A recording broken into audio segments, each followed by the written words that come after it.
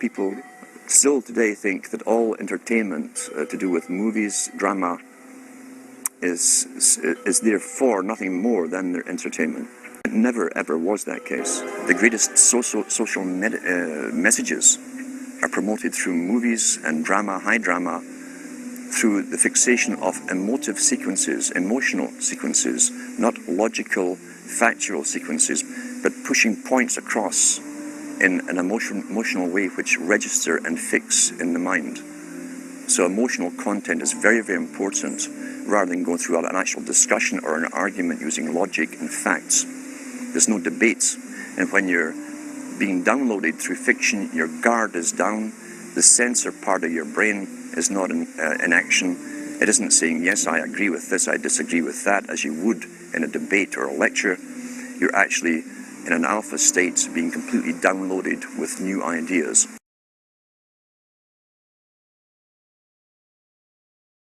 Programmed today perfectly, just like machines.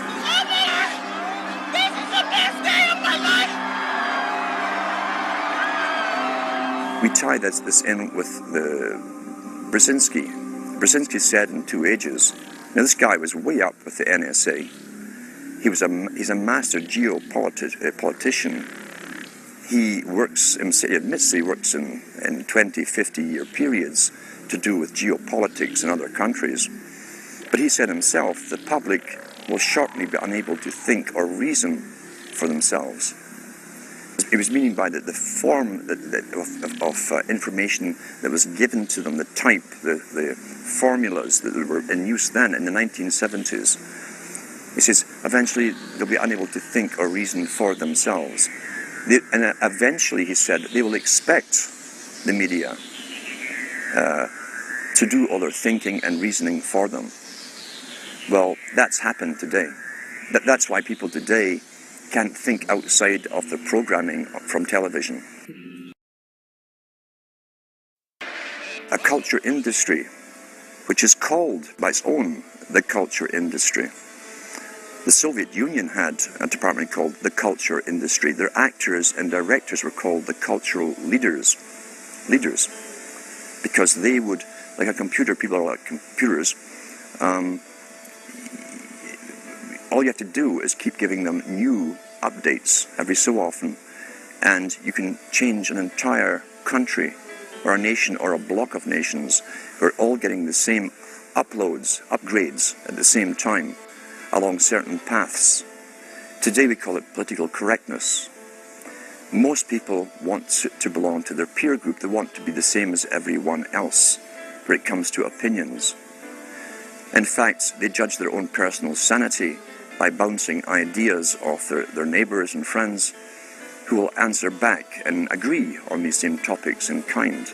It doesn't matter if the topics or what you're given are facts or utter nonsense, as long as everyone agrees at the same time. You'll say, well, I'm sane, and your friends will all agree because they've had the same information given to them. But they've been programmed, and I'm sad because I know that it's hard for people like that to take a serious interest in world affairs, to take a serious interest in what their elected officials are doing. And they're not going to be really inclined to study or discover the deception that's being used against them. And so I'm sad because I see all of that in a flash in my mind as being an indication of how easy it is for the masses to be manipulated. In the first months of my administration, to pull our economy... Oh, goodness. Sorry about that, guys.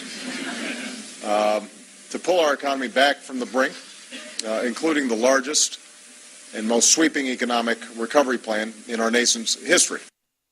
We're gullible, but we're also willingly gullible. We want a human being, a big daddy, to come along and make everything right for us. And as long as we believe that, we'll always basically get shafted. In addition to John, sorry, I just noticed that I jumped the gun here. Go ahead and move it up. I'd already introduced all you guys.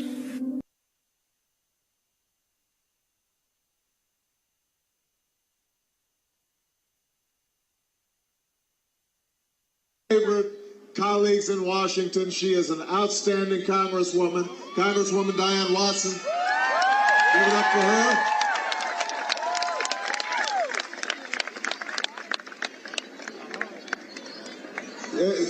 We need, if we have a medic, if we have somebody, I think we may have somebody outside. Somebody just fell. They probably felt a little bit faint. Are you okay? We need some water. Is somebody still on the ground? Okay. All these people trying to get up there. Can somebody get them some water? Is she okay? We're out of combat by next year. Do we have somebody who fainted? Hold on, we got somebody who's sick. Can we get somebody? We got medical attention coming. All right, make some space for her and let her lie down.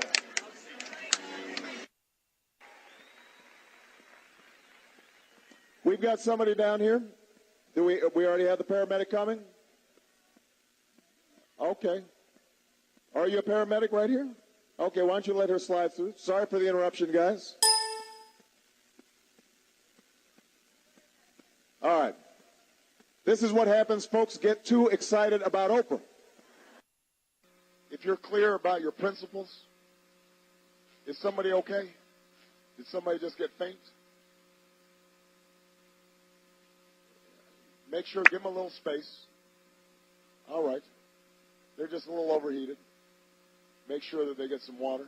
Somebody got a bottle of water? You got one? Here. Right here. You got some water? Hey, guys. Right here.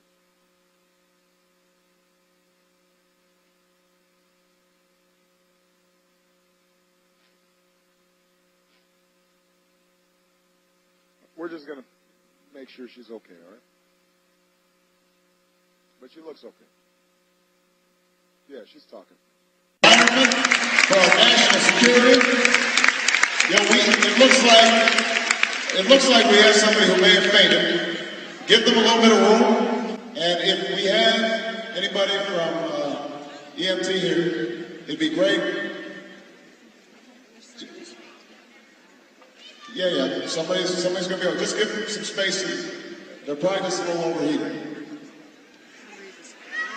All right. Can people make some space? All right. Yeah. And if somebody has some water, there you go. You got good hands.